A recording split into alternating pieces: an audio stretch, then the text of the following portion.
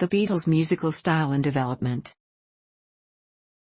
In Icons of Rock, an encyclopedia of the legends who changed music forever, Scott Skinder and Andy Schwartz describe the Beatles as musical evolution.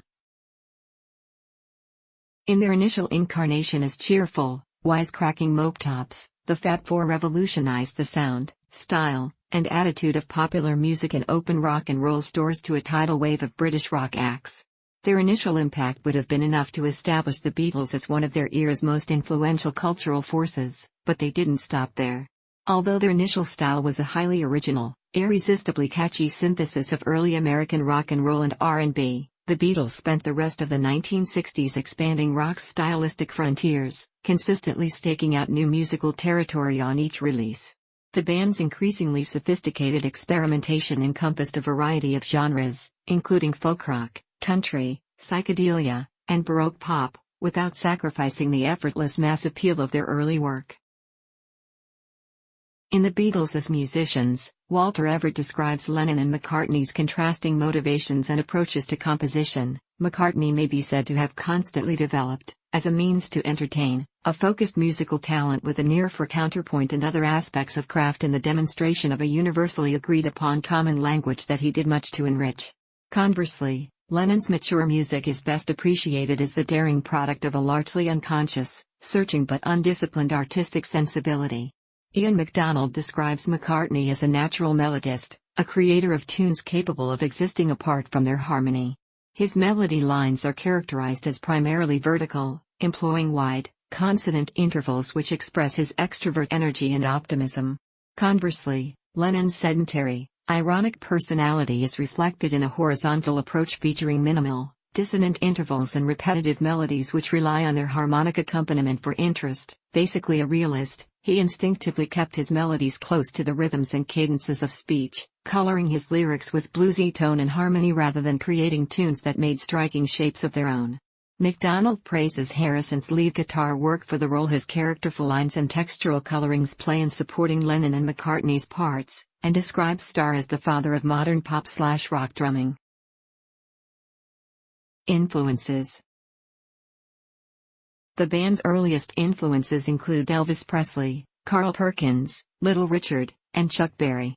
During the Beatles' co-residency with Little Richard at the Star Club in Hamburg, from April to May 1962, he advised them on the proper technique for performing his songs.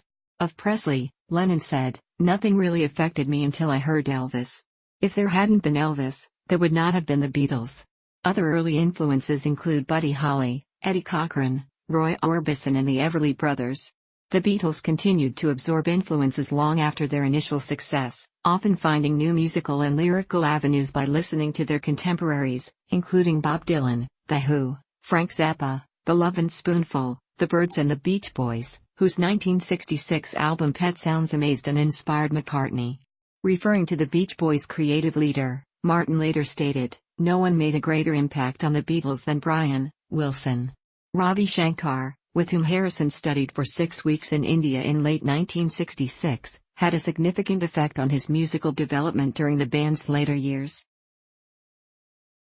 Genres. Originating as a skiffle group, the Beatles quickly embraced 1950s rock and roll and helped pioneer the Mersey beat genre, and their repertoire ultimately expanded to include a broad variety of pop music. Reflecting the range of styles they explored, Lennon said of Beatles for Sale, "You could call our new one a Beatles country and western LP," while Gould credits Rubber Soul as the instrument by which legions of folk music enthusiasts were coaxed into the camp of pop. Although the 1965 song Yesterday was not the first pop record to employ orchestral strings, it marked the group's first recorded use of classical music elements. Gould observes, "The more traditional sound of strings allowed for a fresh appreciation of their talent as composers by listeners who were otherwise allergic to the din of drums and electric guitars." They continued to experiment with string arrangements to various effect. Sgt. Pepper's She's Leaving Home, for instance, is cast in the mold of a sentimental Victorian ballad. Gould writes, "Its words and music filled with the clichés of musical melodrama." The band's stylistic range expanded in another direction with their 1966 B-side Rain, described by Martin Strong as the first overtly psychedelic Beatles record. Other psychedelic numbers followed, such as Tomorrow Never Knows, recorded before Rain, Strawberry Fields Forever, Lucy in the Sky with Diamonds and I Am the Walrus. The influence of Indian classical music was evident in Harrison's The Inner Light, Love You Too and Within You Without You. Gould describes the latter two as attempts to replicate the raga form in miniature. Innovation was the most striking feature of their creative evolution, according to music historian and pianist Michael Campbell. A Day in the Life encapsulates the art and achievement of the Beatles as well as any single track can. It highlights key features of their music, the sound imagination, the persistence of tuneful melody, and the close coordination between words and music. It represents a new category of song, more sophisticated than pop, and uniquely innovative. There literally had never before been a song, classical or vernacular, that had blended so many disparate elements so imaginatively. Philosophy professor Bruce Ellis Benson agrees. The Beatles give us a wonderful example of how such far-ranging influences as Celtic music, rhythm and blues, and country and western could be put together in a new way. Author Dominic Pedler describes the way they crossed musical styles, far from moving sequentially from one genre to another. As is sometimes conveniently suggested, the group maintained in parallel their mastery of the traditional, catchy chart hit while simultaneously forging rock and dabbling with a wide range of peripheral influences from country to vaudeville. One of these threads was their take on folk music, which would form such essential groundwork for their later collisions with Indian music and philosophy. As the personal relationships between the band members grew increasingly strained, their individual tastes became more apparent. The minimalistic cover artwork for the White Album contrasted with the complexity and diversity of its music, which encompassed Lennon's Revolution 9, whose musique concrete approach was influenced by Yoko Ono, Starr's country song Don't Pass Me By, Harrison's rock ballad While My Guitar Gently Weeps, and the proto-metal roar of McCartney's Helter Skelter. Contribution of George Martin. George Martin's close involvement in his role as producer made him one of the leading candidates for the informal title of the fifth Beatle. He applied his classical musical training in various ways, and functioned as an informal music teacher to the progressing songwriters, according to Gould. Martin suggested to a skeptical McCartney that the arrangement of Yesterday should feature a string quartet accompaniment, thereby introducing the Beatles to a hitherto unsuspected world of classical instrumental color, in MacDonald's description. Their creative development was also facilitated by Martin's willingness to experiment in response to their suggestions, such as adding something Baroque to a particular recording. In addition to scoring orchestral arrangements for recordings, Martin often performed on them, playing instruments including piano, organ and brass. Collaborating with Lennon and McCartney required Martin to adapt to their different approaches to songwriting and recording.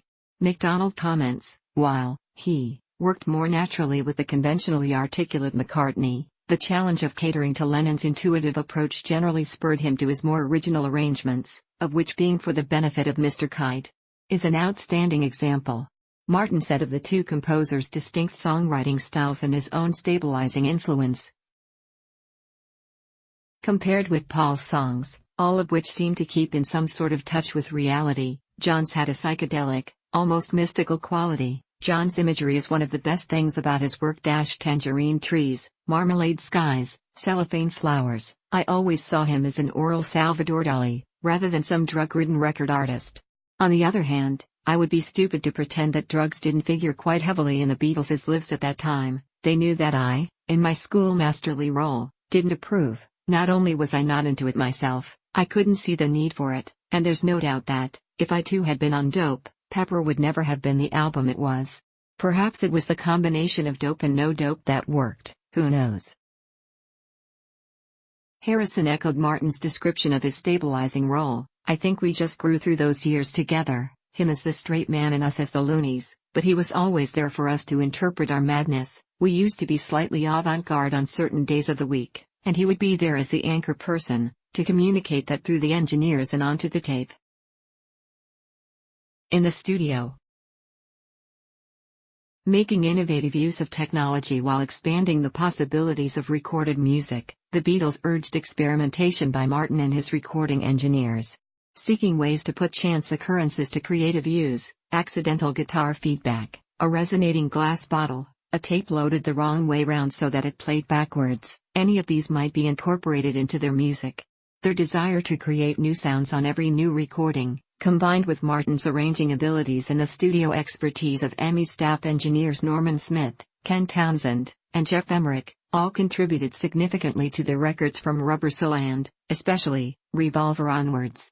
Along with innovative studio techniques such as sound effects, unconventional microphone placements, tape loops, double tracking and vari-speed recording, the Beatles augmented their songs with instruments that were unconventional in rock music at the time.